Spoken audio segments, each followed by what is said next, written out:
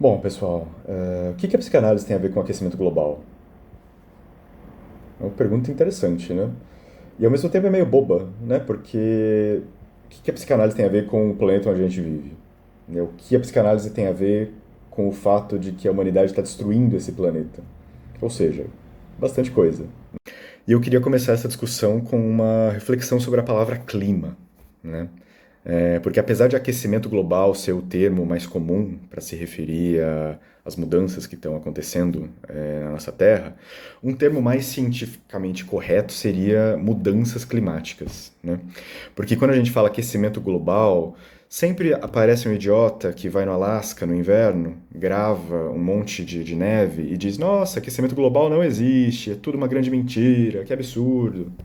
E daí, quando a gente diz mudanças climáticas, isso engloba de uma maneira mais totalizante o fenômeno como um todo, né? O problema é que mudanças climáticas não pegou muito. Porque quando você diz mudanças climáticas, não parece uma coisa muito séria, né? Não parece uma coisa muito preocupante. É interessante que a maneira como a gente nomeia a coisa já muda a maneira que a gente encara essa coisa, né? A psicanálise também ensina isso pra gente. Mas enfim, a palavra clima pode se referir tanto ao ambiente exterior, mas também pode se referir ao nosso estado mental, né? A gente pode dizer, senti um climão entre nós, ou eu falei tal coisa e o clima ficou pesado, né? O tempo fechou, o tempo fechou, né? Então, quando a gente fala de aquecimento global, mudanças climáticas, a gente não está falando apenas de um evento físico, mas a gente está falando também de uma experiência psíquica. E a psicanálise, como a clínica do singular, vai dizer que cada indivíduo vai ser afetado por esse grande fenômeno coletivo de uma maneira diferente, né? Cada um com a sua subjetividade, ainda que atravessado por todos os seus marcadores sociais, culturais e econômicos. Por exemplo, em 2020 todo mundo passou pela mesma pandemia, mas a experiência de cada um é totalmente individual e diferente, né? Eu, por exemplo, adorei ficar em casa de pijama.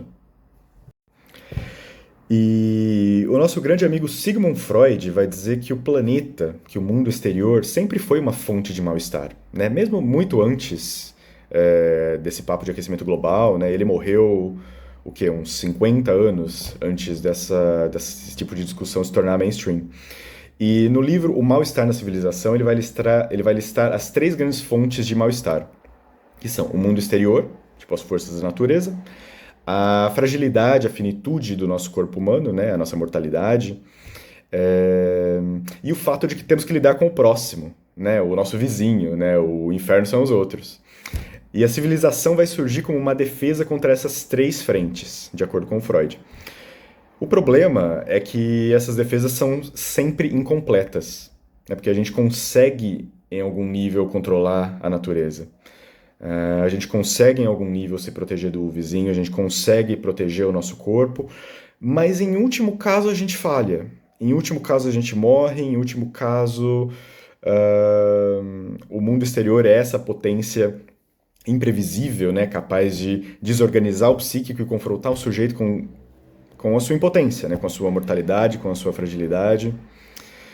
E é curioso que o próprio Freud, por viver em outra época, achava que das três fontes de mal-estar, o mundo exterior era a mais controlável de todas. Né? Ele tem esse otimismo, vamos dizer assim, do século XIX, XX em relação a isso. Ele tem aquele texto bem pequenininho dele, muito bom, chama sobre a transitoriedade. Ele vai dizer que, do ponto de vista humano, os ciclos da natureza são eternos e imutáveis, né? A ideia de que o próximo verão vai ser exatamente igual ao verão passado, né? Algo que em 2026 a gente já sente na pele que não é bem assim, né? Que mesmo na escala de tempo da nossa vida, né, percebemos essas mudanças e a gente pode dizer que com certeza não. O verão seguinte não vai ser igual ao verão atual, vai ser mais quente. Um outro conceito freudiano que ajuda a gente a entender a ansiedade causada pelo aquecimento global, que aliás tem um nome particular chamada ecoansiedade, é o conceito do infamiliar, né, que tem aí várias traduções, pode ser chamado de O Estranho, dependendo do livro que você lê. Em inglês chamam de Uncanny. E enfim, o que que é esse infamiliar, né? Ele é definido como algo que, ao mesmo tempo, é conhecido e desconhecido, né? E o nosso planeta pode se encaixar muito bem nessa definição, né? Porque, afinal, todos nós nascemos aqui, passamos nossa vida toda aqui, né? Excluindo alguns astronautas, né? E esse é o lugar que nos permite viver, é aqui que tem o ar que a gente respira, aqui que tem a faixa de temperatura ideal que o nosso corpo se sente confortável. É daqui que vem a comida que a gente come, é aqui que tá as pessoas que cuidam da gente, as pessoas que a gente ama. Todos esses fenômenos previsíveis, tipo o dia e a noite, as estações do ano, a própria gravidade, ahn, a pressão atmosférica, fazem a gente encarar a Terra como um lugar familiar, um lugar que a gente conhece. Porém, ela não é só isso, né? Com o aquecimento global, o aumento do nível do mar, a maior frequência das ondas de calor, furacões, pandemias, a Terra começa a agir de um jeito imprevisível, a agir de um jeito estranho e infamiliar, né? Ela, que antes era invisível, vamos dizer assim, ela começa literalmente a girar, sob os nossos pés, de uma maneira que ninguém percebia antes. E isso é o infamiliar, né?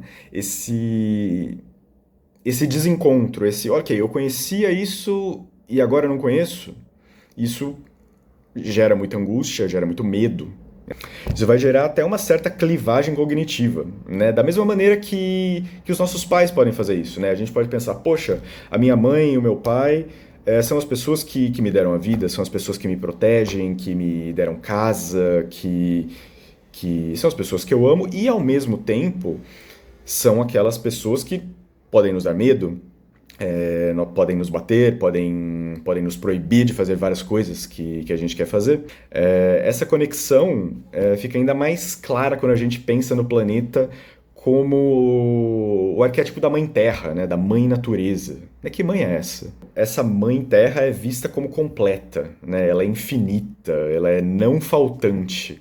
Essa ideia de que a gente pode retirar todos os recursos dela para sempre e nada nunca vai acontecer, nada nunca vai faltar, né? Isso tem um paralelo com a ideia freudiana da mãe não castrada, da mãe não faltante, né? E daí entender que essa mãe não é completa, né? Que falta algo nela, como falta a todos os seres humanos, abre um espaço para tristeza, para raiva, para o luto e para ações de autorresponsabilidade. E a gente vê na clínica, se isso não acontece, se a gente não observa a falta nessa mãe e por consequência em nós mesmos, né, se não admitimos a nossa fragilidade, a nossa finitude, o discurso negacionista aparece. Né, tanto da maneira mais clássica, tipo o presidente dos Estados Unidos, Donald Trump, que diz que aquecimento global não existe, que tudo isso é besteira, enfim, que é tudo uma grande mentira, né? Ou de uma maneira mais disfarçada, de uma maneira mais elegante, que é a maneira como, por exemplo, a União Europeia, as Nações Unidas lidam com isso. Eles até reconhecem o aquecimento global como consequência da atividade humana, reconhecem que é um problema sério, fazem reuniões o tempo todo a respeito, acordos, relatórios, né? A gente teve aí, ao longo de décadas, o Acordo de Paris, a COP do Rio, o Acordo de Copenhague, acordos dos quais muito é prometido e, no fim, nada é cumprido, né? Nada muda. Né? Quando as luzes se apagam, né? Quando as cortinas se fecham, eles continuam agindo como se a natureza não tivesse limites. E por quê, né? Por que é tão difícil lidar com as mudanças climáticas, né? Elas representam um tipo de encontro com o real. O Lacan vai falar sobre o real, né? O que é o real? É aquilo que não pode ser simbolizado. As mudanças climáticas entram nesse registro, inicialmente como algo impossível, até que se tornam inevitáveis. Né? Eu posso ficar aqui horas explicando os efeitos e causas do aquecimento global, mostrando gráficos, explicando que se a temperatura da Terra aumentar 2 graus vai acontecer tal coisa, se aumentar 3 vai acontecer isso, sabe? Vídeos, tabelas, relatórios. É, mas isso não causa uma mudança, isso não causa uma sensibilização nas pessoas. Isso não resolve.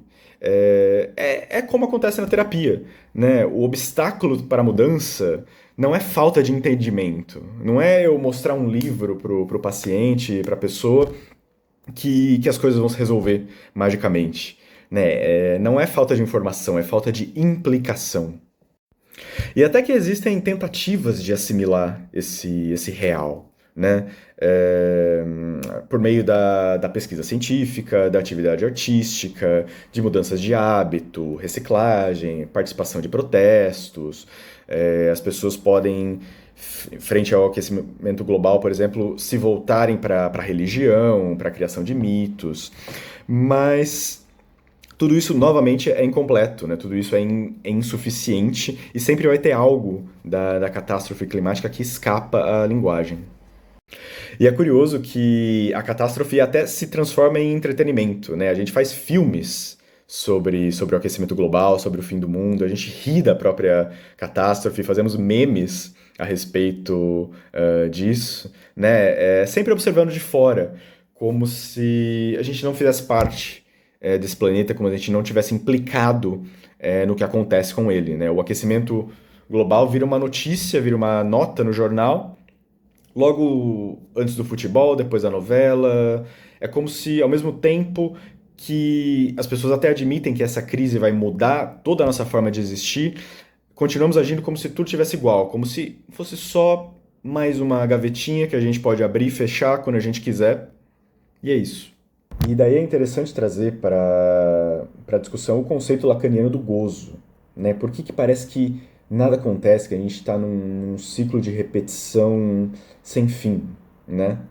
O Lacan vai dizer que o gozo é uma experiência paradoxal que junta prazer e sofrimento, né? É aquilo que, mesmo rumando a autodestruição, porque o gozo não busca nada a não ser gozar, né? E nosso corpo tem limites, né? Mesmo rumando à autodestruição, se insiste em repetir. Tá aí um certo paradoxo. O gozo é um modo pelo qual um corpo vivo obtém satisfação, né? Para além da lógica do prazer. Existe algo que goza através da gente e apesar da gente, né? E isso causa um estranhamento muito grande no eu, né? No eu. Aquela repetição, aquele ciclo. Por que eu faço isso? Por que eu continuo fazendo essas mesmas coisas que eu odeio, que eu não fico confortável? Né? O gozo acaba que ele não é só falando no contexto específico da crise climática, né? Ele não é apenas um subproduto da crise, mas ele também é algo que sustenta a crise. Esse gozo aparece não só no negacionismo direto, né? Mas também na pessoa que acha que é melhor que a outra porque compra um produto com selinho de qualidade sustentável, ou a pessoa que recicla, ou quem vai numa manifestação. E assim que a manifestação acaba, a pessoa vai lá com cartazes, grita coisas. Assim que a manifestação acaba, a pessoa se sente bem. Ela fez, fiz a minha parte, né? O gosto também está presente no cientista, né? Por exemplo, aquele prazer de dizer eu avisei, sabe? Eu fiz aqui esse relatório, fiz a projeção climática e aconteceu, né? Tem algum prazer, tiramos disso, né? Senão não faríamos, simples assim. E como o aquecimento global é um problema de todos nós, é um problema coletivo, a culpa fica dissolvida, né? Porque se a culpa é de todo mundo, ela também é de ninguém. A gente até pode questionar se a culpa realmente é de todo mundo, né? Se essa ideia não foi difundida exatamente para disfarçar quem são os verdadeiros culpados do aquecimento global, né? Será que a Dona Maria, que está tomando um banho 5 minutos mais longo, é tão culpada quanto o agronegócio brasileiro que desperdiça milhões e milhões de metros cúbicos de água? Fica aí a questão. E para terminar, não tem como falar de aquecimento global, psicanálise, sem falar também de capitalismo e ideologia. Né? Porque, querendo ou não, a gente vive nesse sistema. E o capitalismo não é apenas um sistema econômico, baseado na propriedade privada e na exploração do trabalho. Mas é também uma ideologia. Aí você pode perguntar, o que é uma ideologia? Né? Uma palavra tão repetida ultimamente. né? Ideologia é uma maneira de legitimar as relações de poder, né? É uma explicaçãozinha de por que o mundo funciona do jeito que ele funciona, do jeito que ele é. E claro que o capitalismo tem a sua ideologia, né? Tem, por exemplo, o mito do crescimento infinito, do progresso técnico, científico, do domínio do humano sobre o não humano, e, em último caso, a negação da morte e o excepcionalismo da nossa civilização, né? A gente nunca pensa que a nossa maneira de viver, o nosso sistema econômico vai acabar da mesma maneira que todos que vieram antes dele acabaram. Mas o problema é que essa narrativa apresenta falhas, né? Que são apontadas pelos cientistas, pelas pessoas que, pelos artistas, pelos políticos que se preocupam com as mudanças climáticas, com o aquecimento global.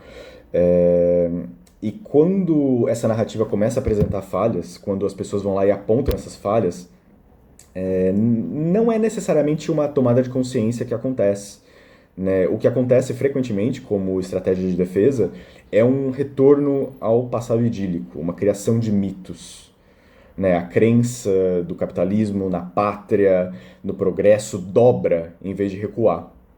Esses são os mitos do presente, né? A ideia do crescimento infinito, da terra infinita, da terra não faltante, né? Da vida infinita e da negação da castração. E o gozo está exatamente aí, na crença de que somos uma civilização excepcional e que nada pode mudar isso. E a negação do crescimento global não é muito diferente do que se observa na clínica, né? De um nível macro para um nível micro, né? Todo mundo se acha um tanto quanto especial, né? Todo mundo se acha um pouco a exceção da regra. De certa maneira, as pessoas têm uma tendência a abrir mão da realidade ou de algum pedaço da realidade em vez de abrir mão dessa crença de excepcionalidade, né? Porque fazer isso dói, fazer isso é difícil, né? E o amadurecimento individual passa por esse processo doloroso de se dar conta de que as nossas capacidades são finitas. Então, talvez o aquecimento global seja o grande teste para saber se a nossa civilização tem essa capacidade de amadurecimento, né? De deixar para trás essas ilusões de onipotência. E então eu concordo muito com a Ana Lisete Farias, né, uma psicanalista que diz que a tarefa ética e política da psicanálise é de ressensibilizar o sujeito à catástrofe. Né? Isso só é possível quando isso nos tocar de uma maneira pessoal, de uma maneira simbólico-afetiva, nas palavras dela, né? E não apenas factual ou jornalesca. Né? Sem isso, a catástrofe não será vista, vai ser apenas consumida, né? Que é o que a gente costuma fazer no capitalismo. Porque só explicar não resolve, só saber não resolve, nem na clínica, nem no aquecimento global. Né? Sem um afeto, sem alguma implicação, seja com o planeta, seja com animais, seja com pessoas próximas, seja com a sua própria vida, nada vai ser possível. E a gente vive numa sociedade que essas conexões são cada vez mais fracas, então não é surpreendente que chegamos nesse ponto. Então, é isso aí. Fala aí nos comentários como você vê o aquecimento global, se você tem medo, se você está eco-ansioso ou não, e se esse vídeo ajudou a esclarecer algo ou não. Enfim, até mais.